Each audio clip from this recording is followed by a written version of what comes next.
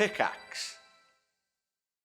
Hello and welcome to the podcast of this week's One Life Left radio show. I'm Simon Byron. I am Ste Curran.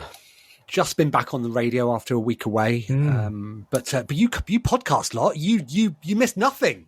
It's been service almost as usual for you. Thank you everybody who watched us on Twitch last Tuesday. It was exciting. It was a bit terrifying. Everybody seemed very nice though, didn't they? Yeah, it was genuinely fun. I was most bewildered by where to look. That was the hardest part for me. Like, do you look at the camera? Do you look at each other? And we had those weird little boxes around us on the stream, even though we were next to, and I could reach over into your box. And then but I told you not to. I know. Did you know? Did you not read the rules? I know. No touching. I didn't. But I move around a lot, Simon. Anyway, it was good fun. Really enjoyable. Did you see I typed in the stream? I did see that. I typed to see whether it worked, and it came up. My name was Yogscast, and I thought, oh, this is outside my pay grade. I'm not going to do that again. I was unable to do that because I was running off my laptop, and I was already a bit worried about how it was all technically going to work. But no, it was good, wasn't it? Maybe we could become content creators, Steve. I mean, we are creating content. Yeah, but not content people want to watch. that is. It just feels like a little gap. If we can bridge that gap somehow, then yeah, we've got it made. What happened to the influencing we were going to do? Oh, I did follow up on that. Apparently, they've got some brand new stuff that they want to make sure that we get. Oh, this is despite the fact that we've already named them, so they're already winning. It's like another publisher that I sent some Yogscast Games keys to, and they said, "Yeah, we will send you some of ours." I'm saying, "Can I have 6 for the team?" They're like, "Yep." And I said, "Right, here are ours then." Okay, great, thanks. But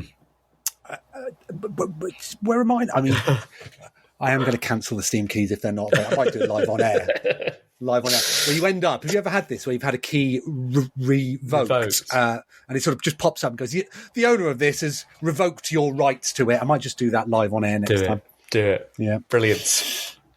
Yes, good show. I've had some internet problems, so thanks for sticking with me. I don't think we've got anything to apologise for, have we, specifically? I don't think so. There was the bug in the news early on. But... There's a news bug, yeah. Unfortunately, the Peter Molyneux Web 3.0 story will need to wait until next week when we can do some proper investigation into it. See what's going on there. I am actually.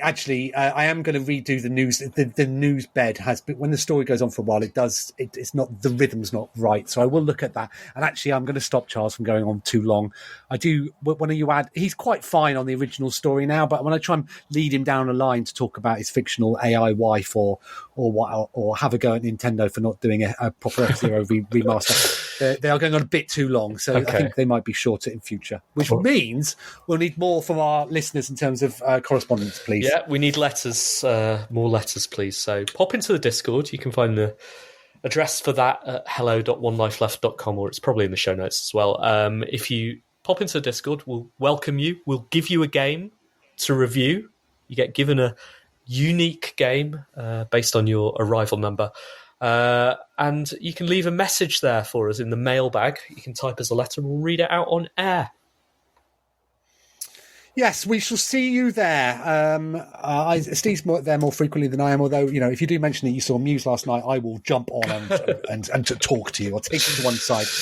Right, but until then, here's the show.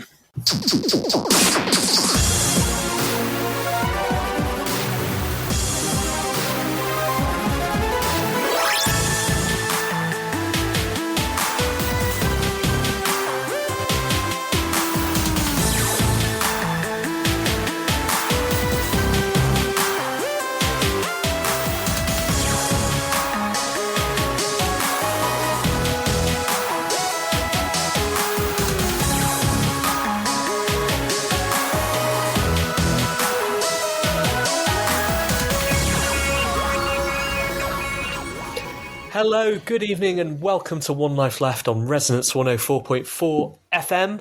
We're a video game radio show. My name is Ste Curran. Hello, I am Simon Byron.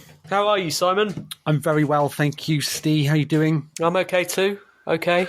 Obviously, it's weird now broadcasting when we're not, in a studio under the lights, isn't it? I might demand that from now on. So, apologies to radio listeners because we weren't here last week, but that's because, as previously mentioned, we were doing something very special. We were appearing on Twitch, doing a live show in front of cameras for the first time ever. Very enjoyable, wasn't it? I really enjoyed it. I mean, I was nervous at the start. I was worried. I remember the theme playing. We had our producer chatting in our ear, and I thought, what am I going to say? What is it that we're not on Resonance FM? We're on the Ogscast Twitch channel. Am I going to blow that? But I didn't. And then we chatted. We chatted a bit about the radio show, a bit about why we're here, what we do. Typically ran through a few of our jokes, and it was good. Did an hour and a half as well. And it ran. It felt short, didn't it? We had to hurry up towards the end. A little note came up on our screen saying, "You've got 5 minutes, guys. There's someone coming after you." No, it's good. Thank you to everybody that watched and listened. And welcome to new listeners to the radio show. Yeah, welcome. Someone said during our Twitch stream, "Is it always this funny?" And that's the thing, it's precisely this funny. It's exactly. Precisely. Good observation. Anyway, we are a video game radio show. And we're going to be talking about video games today. That will begin, as it did on Twitch and as it has done on radio for the last 16 years or whatever it is, with the news presented by Charlesbot. Then we'll have some letters. Actually, will we have any letters? Don't know. I do have. I've got a new feature, Steve. Really? Yep. Look at your face. It's a shame we're not on Twitch. I am so excited. What, a live feature? Yeah. Okay. I mean, let's just see. It's just something I've been thinking about. Let's see how we get on. Yeah, give it a go. We will have video game reviews coming up at the end of the show, and I'm sure we'll chat about some other stuff as well. Do you have any start of show business, or should we just get on with it? Let's see how we get on, Steve. All right, here we go. It's Charlesbot.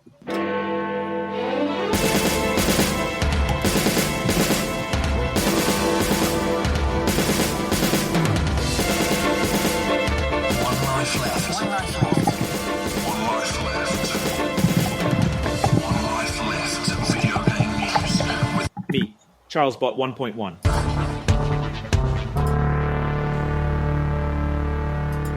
In a surprising development, Sega has decided to discontinue Hyenas, a space-themed loot shooter game developed by Creative Assembly. The decision was taken citing lower profitability of the European region, leading Sega to reassess its project portfolio. This resulted in the termination of Hyenas and a few undisclosed titles. As a consequence, layoffs at Creative Assembly are anticipated. Hyenas, which was unveiled just a month ago at Gamescom, marked a shift from Creative Assembly's typical strategy games. It featured real-world licensed objects as loot, and even included a Sonic the Hedgehog cosplayer as a character. It's indeed a disappointing day for spacefaring hedgehogs. Turning to the internet, the news of Hyena's cancellation has elicited a range of reactions. Some users expressed their disappointment, with one commenting, "I was really looking forward to this game. It's a shame it won't see the light of day." Others, however, were less surprised, with one user noting, "The game seemed ambitious, but I guess it just wasn't profitable enough for Sega." The cancellation of Hyenas has certainly stirred up a conversation among the gaming community, highlighting the precarious nature of the industry. Yeah, awful news there.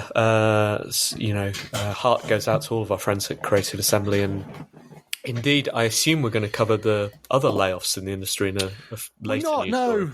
We're not. I had to. So there were no jokes from Charles Botts there, although I forget if the first draft did have, his usual quips. And I thought, Charles, it's not the time for quips. No. I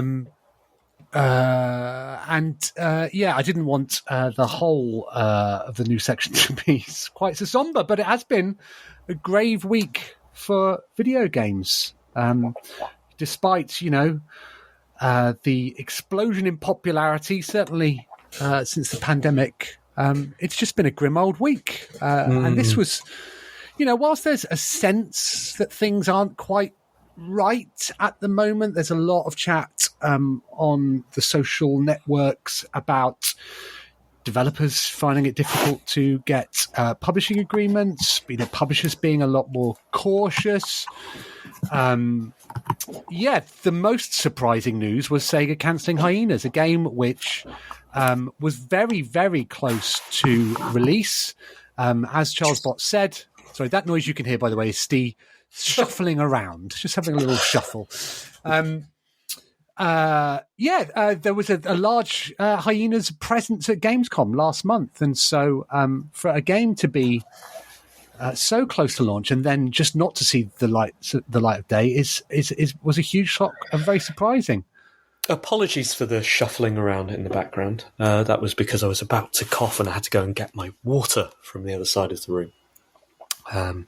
So the news was surprising, I think, to anyone who'd been following the development of Hyenas, and the layoffs across the industry have been, personally devastating to many, many, many people, but also shocking, I think, to a lot of people in the industry, because especially seeing Epic let go of 830 people, it's an enormous number. And everyone's felt this. Now, people have been trying to unpick this and say, well, there's many games coming out. There have been, as we've said on the show, so many games coming out for years and years and years. The couple of things that I've seen the Hyenas thing be pinned on, and the wide thing, well, for Hyenas, people have said that looter-shooter sort of, can you call it a fad? Movement? That genre, at least, may be coming to the end at the moment. Like there are enough of those things out there, and those that have sort of saturated the popularity of the genre. And maybe Sega looked at the numbers that it was doing already, because it's been in a kind of early access, right? People have been playing it.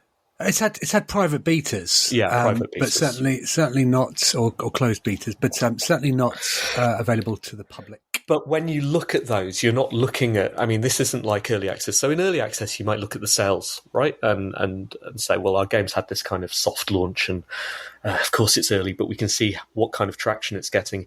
Even in those betas, the private betas, you're looking at numbers, right, and those numbers aren't based on how much people are enjoying it, but how often they're playing it, the retention. And I believe that's what people, when I say people, I mean investors, but also the people running companies look at. That's what they care about. They don't care about necessarily the engagement or the passion that people have for the game, or the fan fiction they are writing, but they care whether they're coming back the next day, and whether they're coming back the next day and the next day and the next day and the next week and the next month. And if you can look at those numbers in a game that has to be magnetic, a looter shooter, and they don't stand up, then at some point, and you're feeling a general drop off in that genre across the industry, then at some point you say, okay, well, we've placed a bet here, and in order for this to become successful, we're going to have to sink in this amount of money, and therefore all we can do is change where we're placing the chips, take them away from this game and place them on something that we know is going to work. And the other thing that I've seen people talking about right now is seeing a lot of investment pulled back because of interest rates, because now it's just safer for big investment firms to just stick their money in effectively banks or equivalents and know that they're going to get some money back. Whereas when interest was, down around zero, that it made more sense for them to bet on things like video games where the rewards are large and there's a lot of failures. These days, naturally, just people are becoming more conservative. They are hunkering down. And so there are fewer bets being placed. And companies like Epic, who have been losing a lot of money, are seeing some of their properties shrink, and are thinking, right, we have to make redundancies in order to stabilise our business for the longer term. That's the argument. I don't know. Did you see Tim Sweeney's statement that he put out? Yeah, I did. But the truth is, they're still making an awful lot of money. But where the problem comes is where they're not making enough money that someone has told their investors, and so. Epic is sustainable. Right? Absolutely, there is no danger. I mean, whether it's sustainable, what isn't sustainable is employing that number of people with salaries and bonuses going to many, many, many people, and perhaps those salaries and bonuses being weighted towards a few of those people. And that goes across all companies. All of these things are sustainable, but perhaps not sustainable in a way that some people want them to be. It's just extraordinary to think, though, that Sega looked at a game that was coming out shortly and thought that they weren't going to get any of that money back. Like, I heard some figures being knocked around about how much they'd spent, not on the development necessarily, but on the marketing. Like, their announcement trailer apparently cost $1.6 million to make. But that's the problem, right? Because you look at that and you go, oh my God, that's insane. You could build 3 decent games for that, right? You could build more with the right teams. But if that's the sort of money they're spending on marketing, then they're going to have to spend that on launch, right? And more, because they're going to have to kick out several launch trailers. So that's where it starts to become, okay, it's cheaper to can it at this point. Well, yeah. Grim week for sure. And yeah, obviously heartfelt thoughts are with everybody affected. Yeah. PlayStation's top dog, Jim Ryan, has declared his intention to retire from his position next March after a 30-year tenure at Sony. Ryan, who has been at the helm of the PlayStation division since 2019, pointed to the challenges of juggling life between Europe and North America as his reason for stepping down.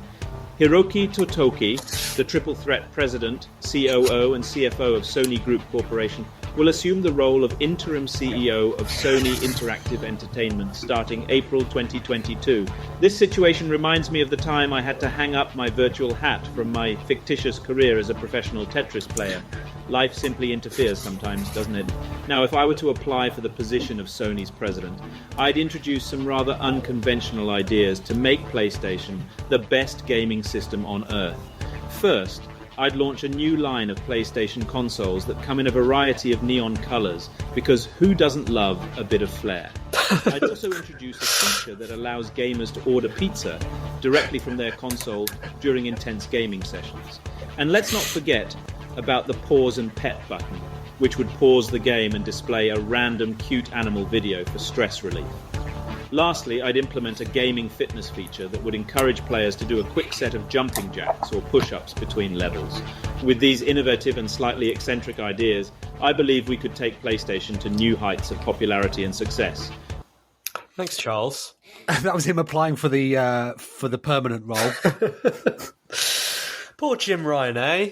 Like, having to jet between Europe and America, well, heart goes out to him as well.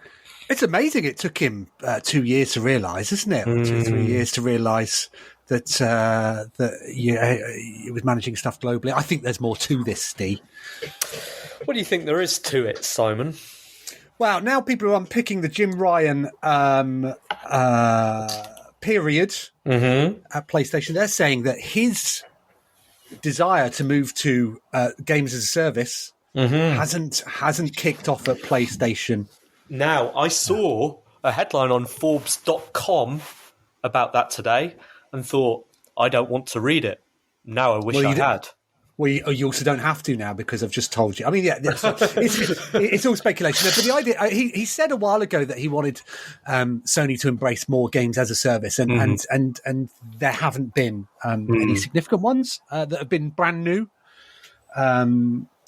during his time. So, yeah, whether that was anything to do. Who knows, Steve? Who knows? But one thing's for sure. There'll be a new face of PlayStation popping up for the PlayStation Directs. Did you ever meet Jim Ryan? I did not. Did you? No. But were you ever in the same building as him when you worked at Sony? I don't know. I didn't have an alert on my phone to know those sort of things. Probably. We should, if only you'd known Steve, we should have become best friends with him. I know you are delighted in your current role, as am I. Very happy. Yeah. But would you take that job if you were free? Would you take that job? Do you know everybody who works at Sony gets a code that unlocks all the games on PlayStation at launch every week? I absolutely would. Yes. I think if you were on Jim Ryan money, you probably wouldn't need that code. Oh, it's handy though, isn't it? Just plopping into your library without having to. You could get probably the old. employ someone to do that for you, and employ someone to download all the Microsoft games for you as well, and all the Nintendo ones. Maybe. I mean, would you like to be that visible? Would you like to have that pressure on you? No, I found it hard having a camera pointed at me at Twitch in front of 700 people. Imagine everybody dissecting everything you say on a PlayStation State of Play or what have you.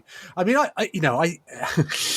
it is going to sound obvious to say, but I often forget how separate the console audiences are. When we announced PlayTup for PlayStation, the game that's been enormously successful, much loved on PC. We've sold over 1.3 million copies in the first year on PC, like 97% positive, something like that on Steam. Everybody loves it. We announced it for PlayStation. Comments are, "Oh, that just looks like a rubbish overcooked." And you're like, "Oh, God, guys, we've been here. We've been through this, and everybody it's not, and everybody loves it." But we have to start again, don't we? With you, PlayStation audience. So no. All right, we'll keep your application on file in case another role becomes available. In a surprising development, Sega has decided to discontinue Hyenas, a space-themed loot shooter game developed by creative. That's no longer surprising. That was story 3, Simon. Was it? Interesting. Should I keep it playing? No. Okay. I've missed one, have I? Okay, cool. Possibly. Move to 4 then. It's a good job we got a new feature. In the expansive new Cyberpunk 2077 DLC Phantom Liberty, a seemingly innocuous dialogue choice could lock you out of the main quest line. The decision comes during the mission Lucretia My Reflection, where choosing to opt out of helping certain characters results in a premature end to the story. However, fret not. You can always load an earlier save provided you've been diligent with your game-saving habits. The DLC, which offers up to 20 hours of gameplay, is available on PS5, Xbox Series XS and PC. Unfortunately, last-gen console owners, you're out of luck this time. Additional missions named after Sisters of Mercy songs could include Temple of Love, where players must infiltrate a heavily guarded compound to rescue a character. Marion could involve a search and rescue mission in the dystopian cityscape for a missing character named Marion. Walkaway might require players to make difficult choices about alliances and loyalties, potentially leading to different story outcomes. Lastly, No Time to Cry could be a high-stakes mission, where players must stop a catastrophic event from happening within a tight time limit. Very good. It could, Charles, you're right. I mean, very happy to see a mission named after a Sisters of Mercy song, and as a Sisters of Mercy fan, I was excited by Charles's suggestions there. I'm excited to play Cyberpunk. I've decided to go back in. Now I've walked away from Starfield, and I've tried to get back to Baldur's Gate, but I can't do it. I think I'm going to go back to that. It sounds really good now. I fired it. I downloaded the updates, downloaded the expansion, just fired it up on the old ROG Ally. Oh my God, it looks amazing. Doesn't it? Yeah. So I'm going to finish Assassin's Creed that I'm playing through at the moment, and then I'm also going back in as well. This bug, this ending. That's what I was going to ask. This ending the main quest early thing, is it a feature? Is that the point that you can step away from the main quest early? Because I'm into that. I'm into anything that finishes games, wraps games up earlier. So no, I mean, look, most of the modern Far Crys have endings where you can just you can finish the game after 10 minutes if you just decide to sort of turn in another direction, and that's intended as an Easter egg. In this, I think what's happened here is an unintended consequence of them trying to be so realistic and offer so many choices, because it is unlikely that, Steve, that even you would pay £25 for an expansion, and then when offered it, saying, "Do you want to do this?" You go, "No." Because Jim Ryan money, though. Like there is an easier way of not having to play the DLC, and that's to not buy it in the first place. Yeah. Okay. Fair enough. So, but no, is that the problem? I got the impression that you were doing the DLC and then it was killing the main quest. Like so. No, it's stopping you getting into Phantom Liberty. Right. Okay. Fine. Although I would buy DLC that wraps up main quests early. Like, I'd be just do that. I'd definitely have done that in Starfield. What build are you going to roll with? Definitely a cyberpunky build. I want to be a hacker. I don't want to do shooty stuff. Although, to be honest, so that's what happened in Baldur's Gate, right? I was like, I'm going to be a magic person. I'm going to have loads of fancy spells. I'm going to use people's skills. I'm going to, charm them or whatever, make them fight each other. Met Terry Kavanagh a couple of weekends ago, and he was playing Baldur's Gate on his Steam Deck. And he was having a whale of a time just with a person with a sword going in and hitting people, much less complex. Starfield, similarly, I thought I'll be a person who talks and, persuades my way out of all conversations. Turns out the dialogue in Starfield is garbage and the options are few and far between, and it was rubbish. So regretted not being a shooty person in this. But I'm not going to learn from mistakes. I'm Cyberpunk definitely going to hack stuff. 7 out of 10. 7 out of 10. EA Sports FC has nabbed the second largest physical launch of 2023 in the UK, beating Hogwarts Legacy, but not quite toppling The Legend of Zelda, Tears of the Kingdom. Despite a 30% drop in physical sales compared to FIFA 23, the Nintendo Switch version has seen an uptick, likely due to the ditching of the Legacy Edition. This year's game also marks a significant change with the inclusion of women in its Ultimate Team mode. However, critics suggest the game feels like an afterthought in the transition away from the FIFA license. It's like when I switched from Earl Grey to English breakfast. Some teething problems, but overall not a bad brew.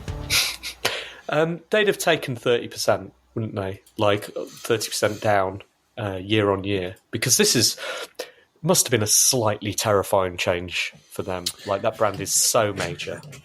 Yeah, and also this is physical as well, and so some of that would have been people buying it digitally. But extraordinary big step. That it's funny, isn't it? Because talking about different audiences, there is an audience on PlayStation that only plays FIFA every year, and yet even some of those guys, I've got casual friends, Steve, I imagine, who play FIFA and Call of Duty, and even they were surprised, like as most recently as last month. What? It's changing its name? I had sort of no idea. But they don't think about it necessarily until the point it's due out, right? Like, that's in your... Okay, it comes up to, October. It's time for me to get the new FIFA. And then you go in, you look online and it's not there. And everything directs you to the new one. You're like, oh, that's a bit weird. I mean, the amount that EA were paying for the FIFA license was ridiculous, wasn't it? I saw a number. It was in the hundreds of millions, I think, something like that. So I wonder whether they've already... or whether they're on track for this to be more profitable than previous FIFA. Yes, I think somebody might have mentioned it was $1 billion actually, but $1 billion, right? Yeah, I can imagine. What you could spend that on. Seems to have gone down okay. I think people have been surprised that there haven't been as more radical differences, but I guess consistency is what people want. Well, yeah, I don't imagine of all of the years, like, that game is often criticised for being nothing more than a roster update, even though EA will tout their new features. I think of all years, this is the one where you want to say, nope, it's the same game as last year. Exactly, don't worry, don't stress out. Nice to see they finally updated the Switch version, though. Last few years, it's just been FIFA 20, or I think, where they've been. They have reissued it as with a different numeral, but it's called the Legacy Edition because it's just kit updates and stuff like that. So that's good news. They've moved across to the Frostpunk engine on Switch as well, so that's why that increased this year. Have you played it yet? I haven't, because I've been sulking because Stockport were doing poorly, but we're now on a run of 4 wins in a row, including beating Wrexham 5-0 the weekend before last, which was so emotionally sad. See you crying on Netflix. God, if you're a Wrexham fan, you must get bored of that every away team thinking they're clever for going, singing about the documentaries and stuff. But even so, it's still funny. It is satisfying. Funny. Good. So I might do now. Although, it's so geared towards What do they call Ultimate Team now? It's still called Ultimate Team. Yeah. So geared towards that I fell out with it pretty quickly. And also, I'd love a FIFA game that was 2 buttons, like a simplified FIFA that was just pass and goal shoot. Button. Yeah, a kick goal button. Yeah. I guess that's it because we have. Is it? I was just looking up what the story was that we've been supplied in our. It was about Peter Molyneux and his blockchain game. We're going to have to save that for next week. I saw this. Saw some opinions on PCGamer.com. Yeah, okay. Well, I'm sure it'll still be around next week. We can save it for then. Will it, though? Will it? It's on the blockchain, Simon. You can't delete it. All right. Thanks, Charles. One Life Left video game news with me, Charlesbot 1.1.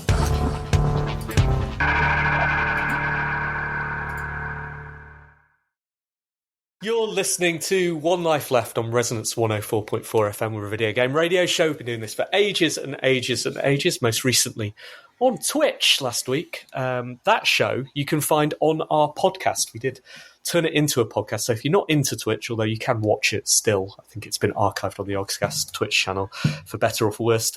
Phil, our under caretaker, has produced a podcast version of it. So those of you who listen to the podcast will already perhaps have heard that. If you're not listening to podcasts, if you're just listening to us on Resonance, you can find the podcast at www.onelifeleft.com. There you can find the show notes put together by Phil. And you can find lots of other goodies at hello.onelifeleft.com as well. Indeed. Thank you, Phil. So, yes, Ste, you've got an Android phone, haven't you?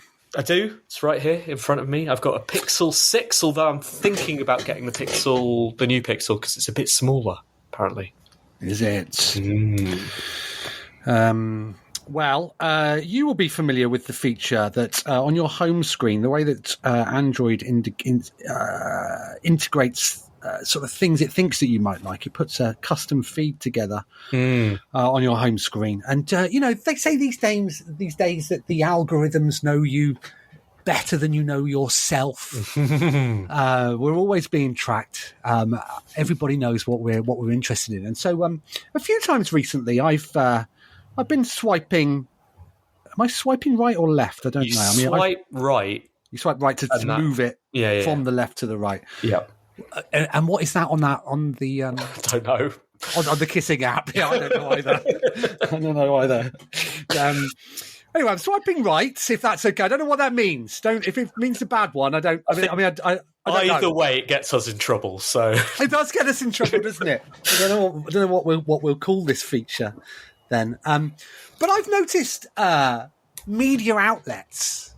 So this screen after you've swiped right is full of news stories and things that are things you're interested in. I've noticed media outlets recently are just becoming more and more outrageous in the headlines that sort of pull you in to reading them. And so I thought it might be fun, Steve, now and again, if I was to read to you some headlines from these stories in my feed, and you can tell me what the implications are. All right. Okay. I'm in.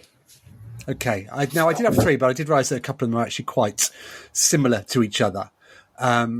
We've had 2 identical news stories on the show today already, so that's true. Make it a repeat episode. Okay. So let's start with Gaming Bible, which I think is the one which features the most frequently. Steve, if I was to tell you this headline. Let me know what is actually happening. Okay, Steve. Okay, I'm ready. God of War Ragnarok is free to download and check out right now, is the headline. Okay. What's happening, Steve? God of War Ragnarok, the sequel, the highly rated sequel, and PlayStation exclusive, is free to download and check out right now. What are you going to do, Steve? What are you going to do? What can you do? Well, I assume I can do nothing, partly because this is clickbait, and so it probably means something completely different. If I was a PlayStation Plus or whatever they call it subscriber, I'd assume that maybe it was something to do with that. But it can't be, right? That is so you've got it. You've hit the nail on the head, Steve. Have I? Yes. Well, it's not all levels of PlayStation Plus, but you're right. God of War Ragnarok is now available to PlayStation Plus premium subscribers. Yeah. With a slight caveat. You've got to be Jim Ryan. You've got to be Jim Ryan. But you can only play the first 3 hours. Oh, right. Okay. So there's a trial of the game available in the top tier of PlayStation Plus. So that subscribers to that. Yeah, but that's quite a long headline, Simon. You have to. It is quite a long headline, isn't it? Yeah. I don't understand what I got to do. Can't fit the word demo in there. It's 4 letters. Got to save every character. So understandable. All right. Cool. I think I've done quite well on that, though. You have done quite well. So yes, to be clear, God of War Ragnarok is not free to download and check out right now. No. Okay, Gaming Bible. Next up, what do you think's happening here? Assassin's Creed Red. Mm-hmm. Okay, now bear in mind, Assassin's Creed Red is the code name for the game that is due after Mirage, Ste. Okay, Mirage is out next week. One set in Baghdad. Assassin's Creed Red. Unreal Engine 5 trailer shows off stunning open world Japan. Is the headline. Assassin's Creed Red Unreal 5 engine trailer. Well, taken at face value, I would assume that means... Okay, there's been a... Hold on, maybe those things are separate. Those are 2 different things. Maybe they're saying Assassin's Creed Red is rumoured to involve Japan, and there's also an Unreal 5 trailer that has some of Japan in it, and this is what that game could end up looking like. It's not a bad stab at it, Steve, but I'm afraid you're not quite right. Okay. Assassin's Creed Red Unreal Engine 5 trailer shows off stunning open world Japan. I was like, I've not seen that. I didn't realise that Ubisoft had put that out. Well, let me tell you. The story goes, with Assassin's Creed's codename Red currently in development, one YouTuber and video creator has produced a trailer that could give the official one a run for its money. Okay. Yeah, I mean, I wasn't far off, but yeah, okay. I didn't think of that. I've definitely seen that before as well. Taking user-generated content and implying via a headline that this is official. It's similar to another story from Gaming Bible, which announced that GTA 6 announcement trailer leak completely divides fans. Right, okay. So, sorry, say that again. GTA 6 announcement trailer leak completely divides fans. Completely. Sorry, that extra completely was mine. GTA 6 announcement trailer leak completely divides fans. Oh, this is such a good game because there's so many words in it. It's like a crossword clue. You're kind of like pairing different bits of it together. Okay, so the fans have been divided by something. Have they, though? I mean, who's to tell? I mean, to be honest, that part of the clue you can just disregard, right? Because everything you could say that about everything. You'll always find someone on Reddit being angry about something, so you can always say something's divided.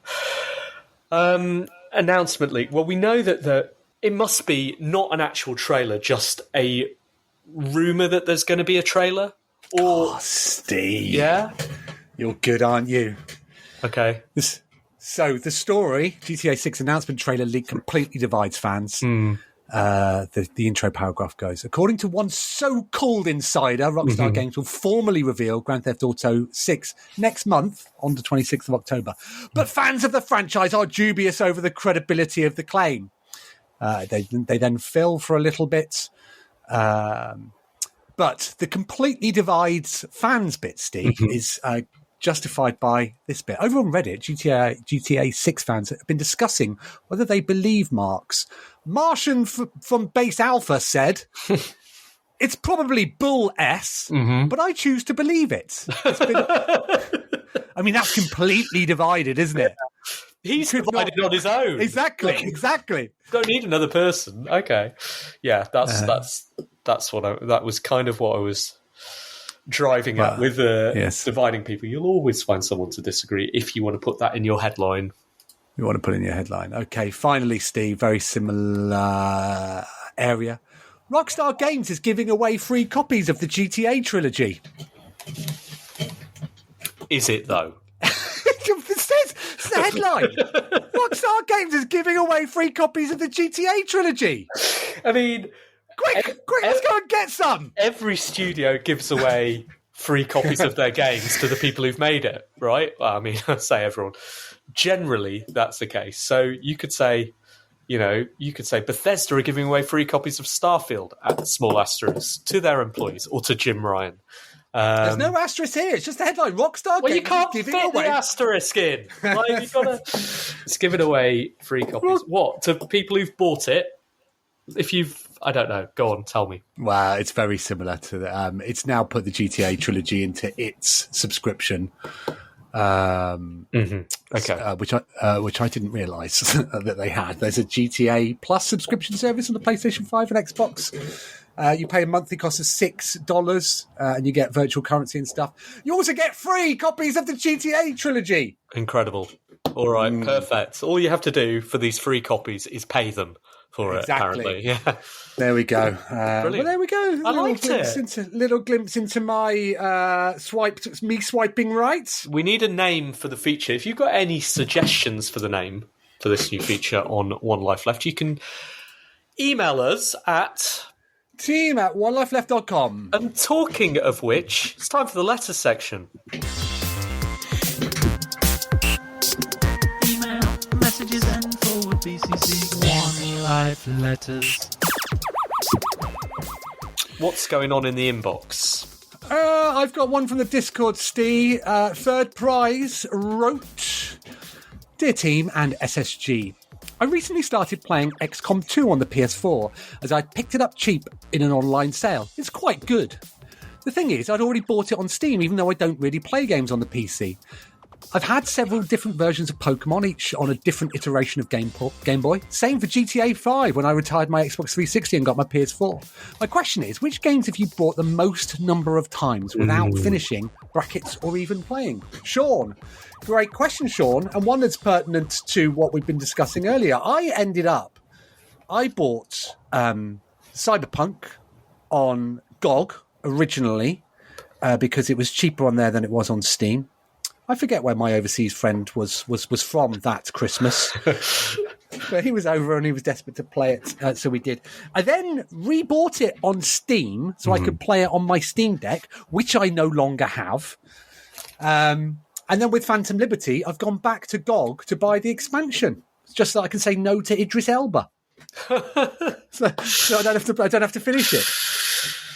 So I don't think I've even played the Steam version of Cyberpunk, which I paid money for. So the irony, of course, is that I've spent more money on Cyberpunk than I'd saved by having my overseas friend over when it launched originally. So they always get you in the end. I am sure that my version of this might be some kind of remastered thing. I think, you know what? This is probably quite a confession. I think my answer might be Ocarina of Time.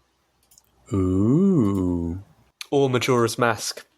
I've bought those on... I bought that... You know, I've bought old versions of it, as in I've got the carts, never played, and bought them on the remaster. Do you remember the remaster that came out on the GameCube? Yeah. Which apparently is really valuable now. Is it? Good. Yeah. I've definitely thrown one away once. Yeah, because I gave mine to my mum, and it wasn't at their house last time I went around there, so that's probably gone to a charity shop in Lytham. But is she living in a castle now? Maybe that's. I don't know where it is, Steve. Yeah. Don't know, not seen it. Yeah, I'm thinking because I tend to sulk at games if I can't play them or I don't like them. I don't buy them again. But that is something that's always been on my list because everyone loves that game. And I, to my shame, have never, ever played it. But I never will, despite keeping on buying it. Do we have any other letters? We don't. We read a load out last week, so we are bang up to date. I had a text message earlier in the week, which we might as well deal in this section of the show. I just have to scroll up. Sorry, here we go.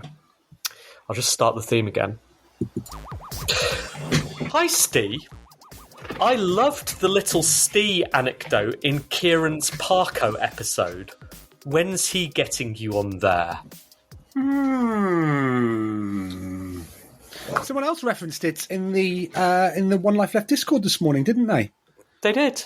This is a way of finding out who is moonlighting and listening to that instead of that's exactly sticking with us. What I was thinking. I mean, that one more understandable because the person who mentioned it in the One Life Left Discord was under caretaker Phil. So he was just doing his due diligence. He was just checking to see if there's anything we need to know. Close. Exactly. So apparently, Kieran Gillen, friend of the show, was on Simon Parkin, technically friend of the show's podcast, My Perfect Console. And he was talking about me. Was he now? He won't stop banging on it. He drew you once, didn't he? Yeah, as I understand it. I don't know how his comics work. I think Kieran drew me as well. Yeah. He's obsessed with you, that man. It's a bit weird, isn't it? Maybe we should get him on the show to explain himself. Maybe. It's been a while. What's the anecdote then? The anecdote was something that happened, I reckon, in the first couple of months of knowing him. Maybe earlier than that. We went to the pub across the road from the Edge offices. You know, the Garrick's Head? Yeah. Was then near Seven Dials in Bath. And we were sat on a table, me and the rest of the PC Gamer lot, near the PC Answers lot, and they were all sticking to themselves. And I think I made some joke about it being a sort of Sharks versus Jets rumble type thing. And there was a punchline, which I'm not going to spoil.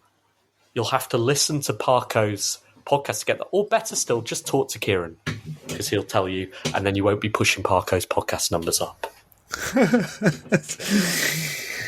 I see. Well, what a cliffhanger. Is it broadcastable? Well, Parko's broadcast it. I'm sure he has standards. But he's not, he's not. Oh, true. It's more of a narrow cast, isn't it? More of a podcast. Anyway, that's our letters section. If you want to get in touch with us, well, just, sub-tweet us on Parko's podcast, or you can email us direct by emailing us at team@onelifeleft.com.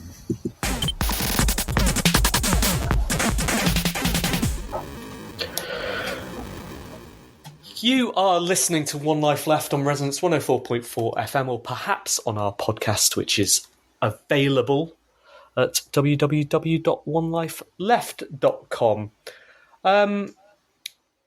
I did have another thing that I wanted to talk about, Simon. A little bit of personal news. The floor is yours, Steve. Well, Simon, literally the floor is not mine, because what do you see on the floor across that side of the room? Oh, are you leaving the country? I might have to if the chaos in this flat continues. Look. Oh, there's a cat. It's not a cat. It's a kitten. It's a kitten. And over here... there's another one. Get out of there, Steve. They're breeding. How lovely. What are their names? Got two kittens this week. Are they called Steve and Simon? They're called Troy and Morris.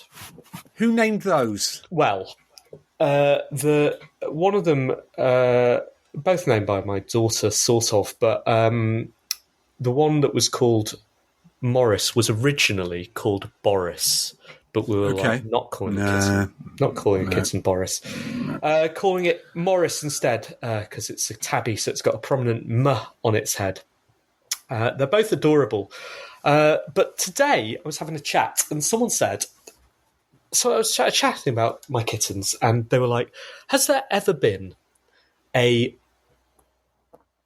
game that really captures the chaotic nature of cats? They pitched to me a kind of gang beasts, but with cats sort of tumbling over each other. And I was like, that to me sounds like a much more catty game than Stray, which I thought was very pretty, and as we've talked about on the show, it's a very competent third-person adventure that I found personally boring and didn't feel like that, nice, chaotic warmth of cats. But I thought, gang beasts with cats seems like a decent pitch. Would you go for that if I pitched it to you? Isn't that just a subset of party animals? I don't know. Does it exist? It may well do. Party animals is that gang beast? I've not seen it. Is that what that game is? The most wish-listed game in Steam's history. Is it?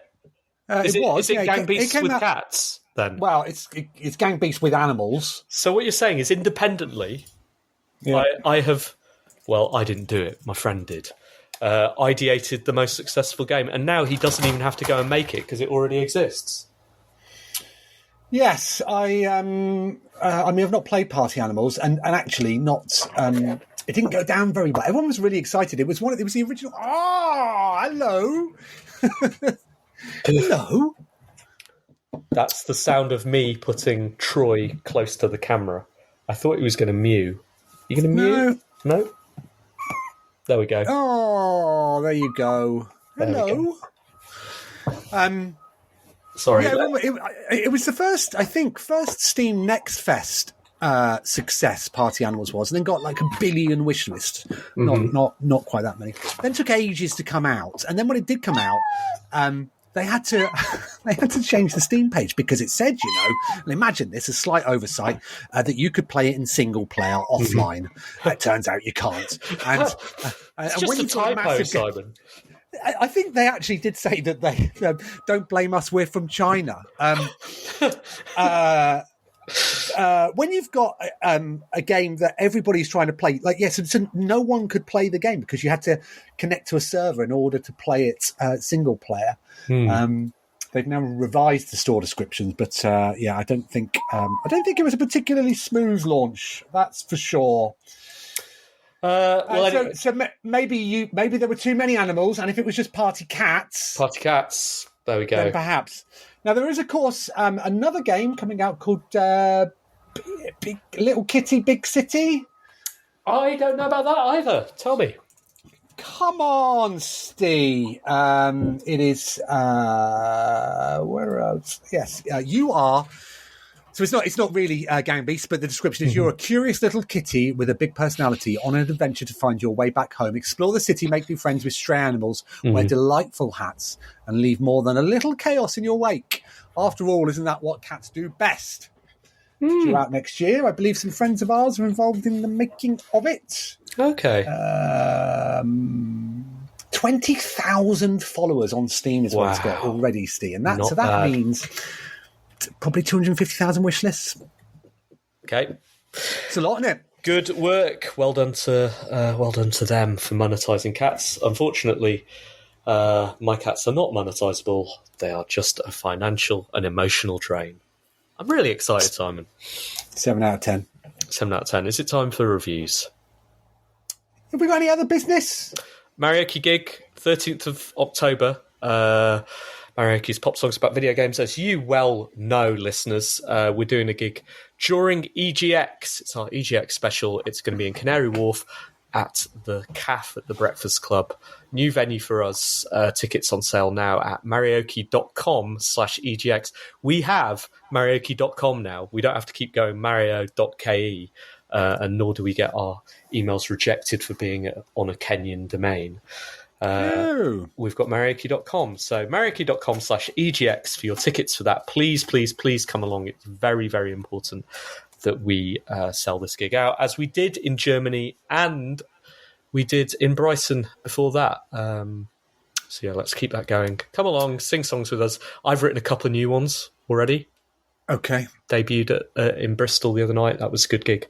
And I'll write some more, so come along to that, Have please. you got any songs that are appropriate for the city boys and girls that are going to be in at Canary Wharf?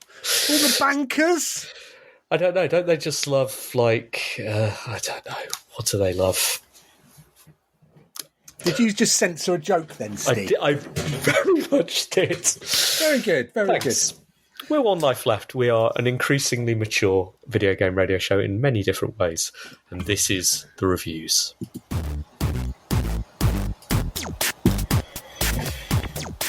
Simon, what have you been playing?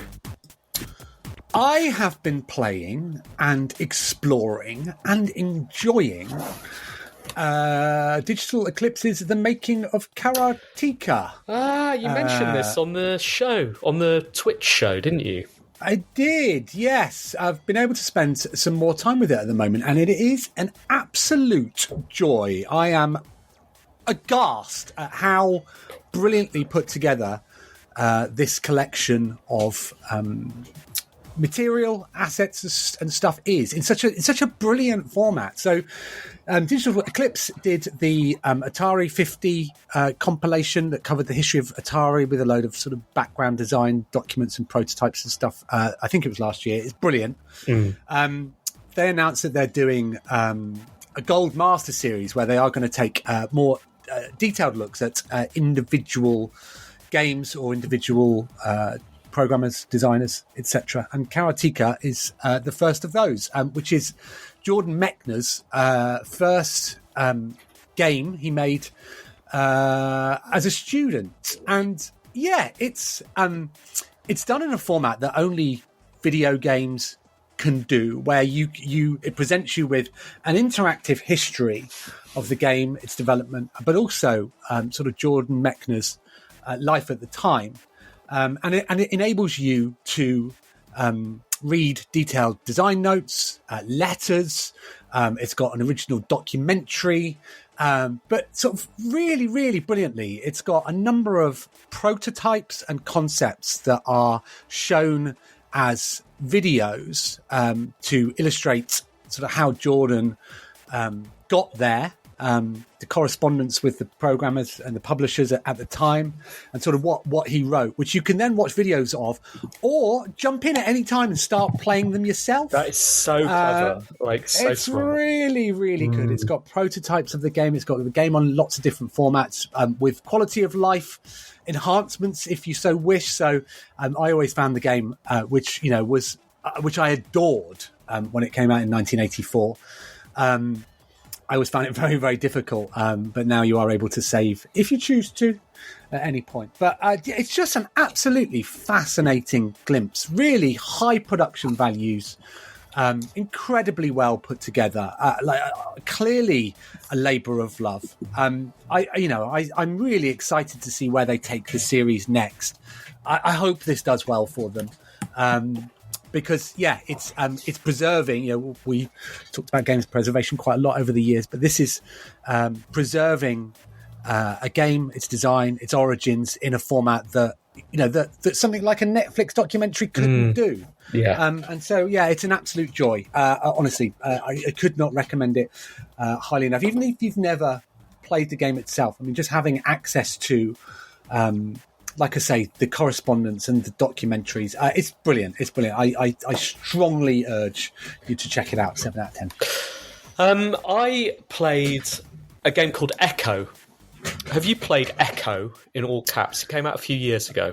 Yeah, I haven't played it. I'm familiar with it, though. So I wasn't at all. I've joined Blue Sky recently. I'm really enjoying it, the Twitter replacement, in a way that I hadn't enjoyed Twitter for a few years. It feels like Twitter to me when Twitter was good. It's fast and slick, and you can find One Life Left on there. We are onelifeleft.com, and you can find Maraoke, and you can find me as well. Are you on there? Because I couldn't find you. When I tried, I haven't said. I don't think I've said anything. I don't know why. I feel a bit odd. Feel a bit starstruck. I don't know what to say. I tried to tag you in something the other day and couldn't find Byronic Man, which I assumed you were, but maybe you're not. Well, let me open up while you talk about. Well, anyway, Jamie McKelvey, friend of Kieran's and ours, I suppose, was going on about Echo. And I thought, I've never heard about it. Okay, so you are byronicman.bsky.social.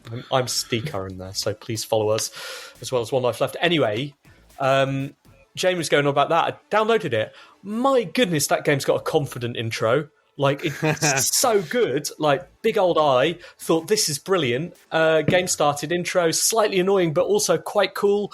And then it crashed. Loaded up again. Skipped the intro and it crashed again. So that's weird. Team don't exist anymore because the game didn't sell enough. I guess it's not going to get updated to fix that. Real shame, because I was quite excited to play that. So instead I went back to Starfield for a moment just to see whether I could get on with it. I can't, but I did get closer to understanding what my problem with it is and what I think Bethesda are trying to do with it, which is, I think we've mentioned before, like my biggest problem is it doesn't feel like there's any forceful creative direction or any belief in the universe or any identity to the universe at all. You go around these planets and they're all just own brand mock-ups of things that already exist, right? Even the terrifying alien that exists is called a terramorph, right? Not a xenomorph, Simon, a terramorph. And it's this thing that's this alien that sneaks around and then surprises you, and it's really scary.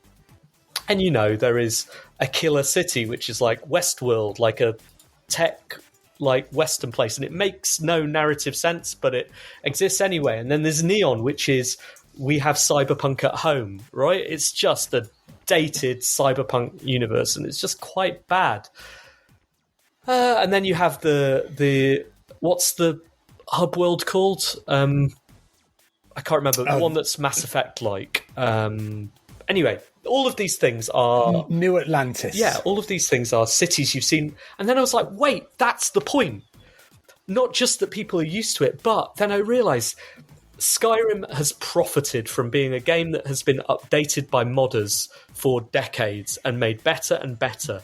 And they put Thomas and Tank Engine in it, sure, but they also make the bits of it like the IP they want it to be like.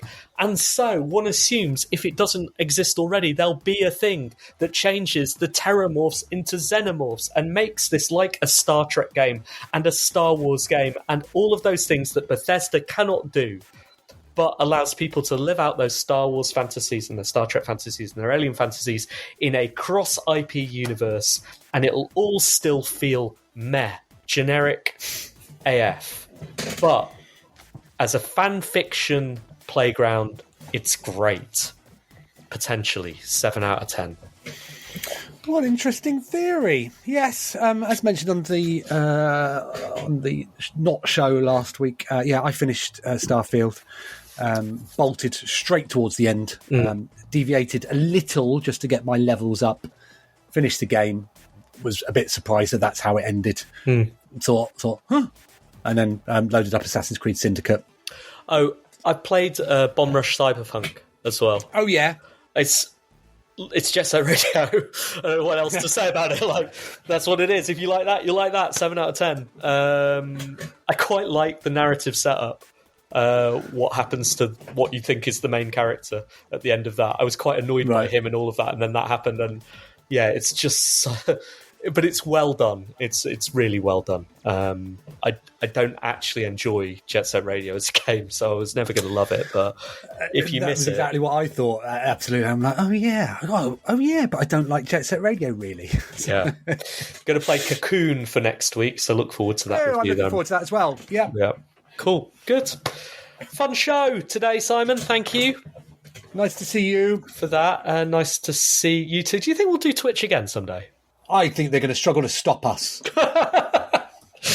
Just there, knocking on the door every Monday. Yeah. Hi, sorry, have we misread the situation here? We thought 700 viewers. We've done quite well, so...